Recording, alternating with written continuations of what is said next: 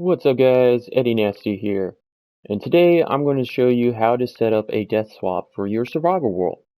This little setup works on the PlayStation 4 or any of the PlayStations, Xbox, Pocket Edition, and PC.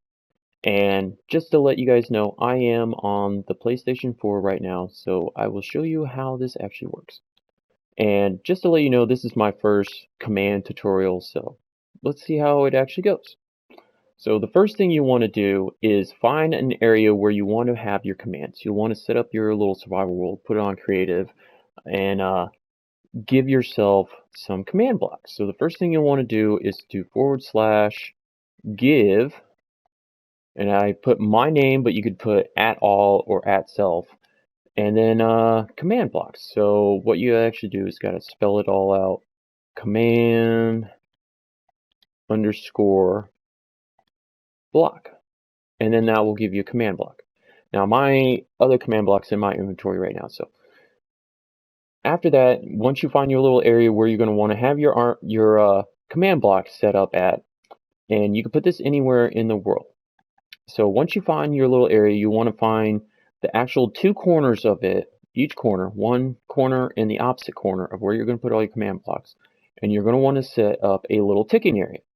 And this will keep it loaded, like no matter how far you are. You could be all the way to the edge of the world, and this could be all the way at the other edge of the world, and it will still load up and keep running these commands in the background as you're like millions and millions of blocks away, or thousands, however far you want to put yourself. So the first one you want to do, and you can stop the screen anytime you want, so you can check these commands out, but they will also be in the description below.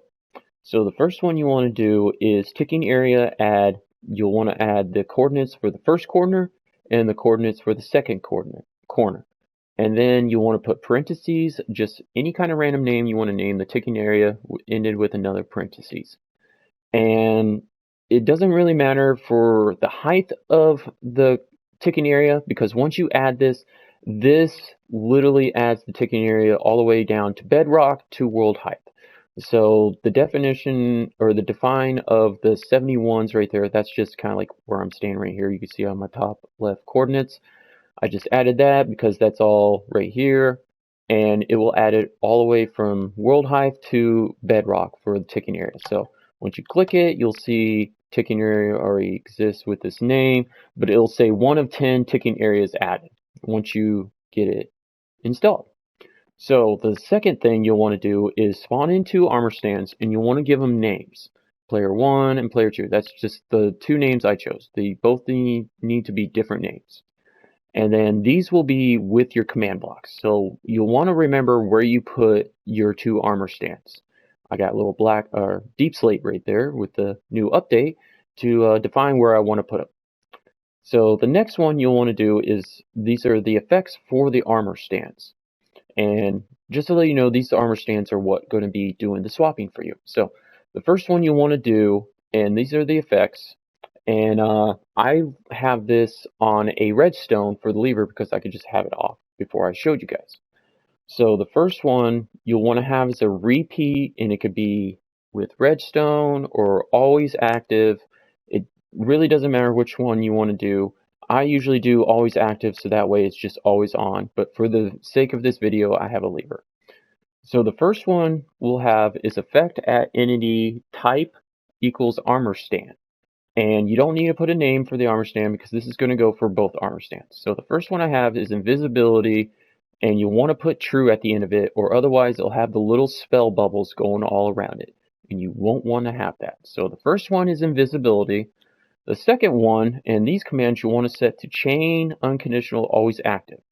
You'll always want to do that after on your second command, is always set to chain unconditional always active. This is how you get the command blockchain to keep going, or go through the whole command blockchain. So we have effect at all entities type armor stand resistance, and you can go up to 254 true. And this will just keep it from being demonetized. And then the second one is fire resistance. This is in case if you fell into lava right as you swap, the armor stand can't burn alive. And then of course, but not least, the last one is instant health. This always makes sure that it always has full health. I like to take over precautions for my armor stands because I like to totally make sure they are not going to be destroyed in the system. Because if you were to fall in the lava and then you saved yourself but your armor stand got destroyed, well, now your whole game is just screwed. So I like to always totally make sure to put any kind of effect I could put on these guys to save them. And yeah, so we'll go ahead and flip the lever, and you can see they're getting all their effects all the time. Of course, I just have the lever on sake for this video, but you could always put a lever or just set the command to always active. So now we got our effects on our armor stands. This will be actually up in your spawn area where you start the game. So these are the player selects. I usually use tags because I don't like to go back into my commands and rewrite someone's screen name for the clocks and everything. So I usually use tags to define teams, because on Bedrock we don't have /teams yet, or if we ever will. So the first one is you just want to do tag at closest player, add, and you can do any name you want with the tag.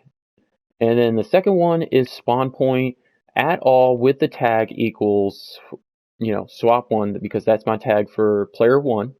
And then you'll want to have a spawn point for this guy. And I'll go into the next command for that and tell you what that's going to be for. So we got the same one for player 2. He's got a different name. You can see swap 2. And then they've got a second coordinates for them as well. So now we got a little player select. You can put that up in a spawn world. You can build it however you want. This is just to define teams. Me personally, I would put another command here that would get rid of the button right there, kind of like fill it up with air. This would prevent the second person from being able to select the same team. And that would just be me. So the next one of the commands, this will be like anywhere you want in your command rooms within the ticking area. So what this is these are the spawn points from your player selects. This is player 1, this is player 2. So when they get demonetized, this is where they'll spawn at. They'll stand on that pressure plate. And then they'll activate these commands, and these two bottom commands are the same ones. So these are teleport all players to wherever you want to spawn them for the winning results. So mine is right here on this gold block, so it's just not far away. But you'll want to have it kind of like in a ticking area, so that way, like when the game ends, the world can be kind of like already fully loaded in your spot where you're standing, and you're not just hovering in the void, It'll already be preloaded. So the second one right up here is just a title at all players title. This is just to tell who won the game. So if player 1 gets demonetized, as you can see, we teleport to the gold block, and then it also says player 2 wins. That's pretty cool. Yeah. All right. So we'll go into this one next, or sit here soon. But this is the actual important one you want. This is your clock and your swapping. This is what's going to do all the work while you're playing the game. So the first one right here in the ground, I usually always put set block 1 block above me, and the little squiggly lines are tildes. That's actually defining the actual location of the command block where it's at. So if you put tilde, tilde, tilde, that's showing you the actual location of the command block, saying that this is the command, or the coordinates I want to use is right here. So tilde just literally defines actual where you're at. So when I put tilde 1, that does tilde right there at that command, but 1 block up. And I put air, so that way when a redstone block hits right here, it'll immediately disappear and not just keep this system constantly running. Like you could set it up to place a block, disappear, and then after a certain time, place another block and it disappears, and then it'll just keep running the command in a loop. So the next one I have right here is, the next 3 is just kind of like a message showing you when you're getting ready to swap. I have it swapping in 3, 2, 1. You can see I can do it in the action bar. It's usually preferred to do it in the action bar because they'll put it right there, like right above your little hotbar, and not just be like right dead in your screen. But I mean, you could put it right in your screen if you want. It's your game, It's not my game. I'm just showing you how to do the basics of setting this up. So after those 3 right there, which you can see I've got a little time delay on them. I put 40. I know that's not actually a second, but I like to just give plenty of time right when the messages are coming in, so you know you're getting ready to swap. So the next ones, these are the important commands, except for this one right here. But these are going to be the important ones. This is what's going to do the swapping. So the first one, and I'll keep it on the screen here, you can see we are teleporting armor stand player 1. This is player 1 armor stand to where player 1 is. And you can see TP at all entities type equals armor stand armor underscore stand. And you gotta make sure to put that comma in between, or else the command block will freak out at you and say there's a syntax error. And then you put name equals the armor stand's name. And then after that, the little half box, you put at all the tag of player 1. This is where the tags come important, because every time you have a new player, you would have to come in here and put their name in the command. So that just prevents you from having to redo that. You can always come back into your world and restart it and play with a new player, and you don't have to go back down and reset your commands. You can just load up the world and go. So the second one right here is doing the same thing as the first, but we're just teleporting armor stand 2 to player 2. Now, these next two commands right here, this one is teleporting at all tag equals swap 1, that's player 1, to where armor stand 2 is. And you will be teleported to where the player 2 is. This one will do the same thing, but it will teleport player 2 to where the armor stand player 1 is. So now you've done your swap. These first two, you're loading your armor stands where you're at. Then you're swapping the two people between the armor stands. And then these two right here, like I said, you wanted to define where your armor stands are always going to go back. So these last two right here, this is to teleport the armor stands back to your commands and your ticking areas. So they always stay loaded and they're always safe, because you don't want them to just be out in the world and someone accidentally breaks it or something. You know, this just makes sure the armor stands are back and safe and everything. So as you can see, it's the same thing over here, just the other coordinates. It says armor stand name equals player 2. And then this last one right here, this is what's going to be your clock. It's just simply a set block, and it's this coordinate right here, right above this command, and it's set in a redstone block. Now, I've got this on a 6,000 tick delay, and that's 5 minutes. So after your first swap, you'll have 5 minutes to set yourself up, and then you will be swapped. And then this just simply keeps it going. So once it goes through the whole command, it takes 5 minutes for this last one to activate, and then it'll come over here, set a redstone block, and restart the system all over again. And now we've got our clock set. So now let's do the start button right here.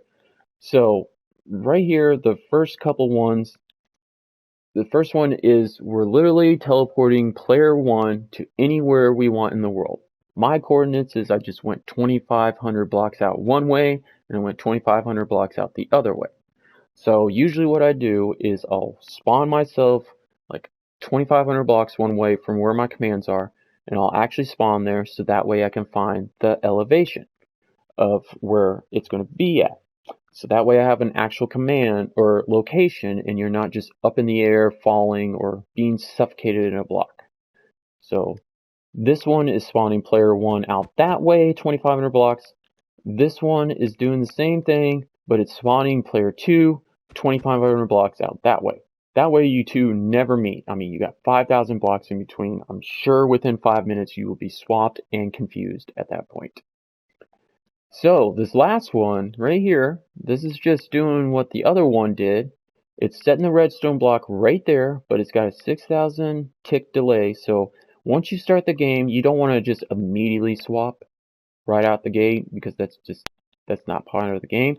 So this is on a 5 minute timer. So once you start the game, you both teleport, and then you'll have 5 minutes before that command puts the redstone block right there, does the whole message thing to you, and starts the whole process of doing the clock for you and swapping. Alrighty guys, well, that was kind of the basics of setting up the death swap on here for your survival worlds. If you do have any questions, you're more than welcome to leave me a comment down below. Just make sure it's polite and appropriate because, yeah, I'm just trying to have a good time and teach some people some little basics of Minecraft. And of course, it would start raining right at the end of my video. So if you like to, go ahead, check out some of my other videos on my channel. Leave a like on the video if you would like to see me do some more commands. I've got some other crazy ideas. I'm not just going to do the normal, oh, well, this command gives you this, or this command does this. You know, I want to set up like actual contraptions and like a Ruth Goldberg machine, kind of in a sense, you know?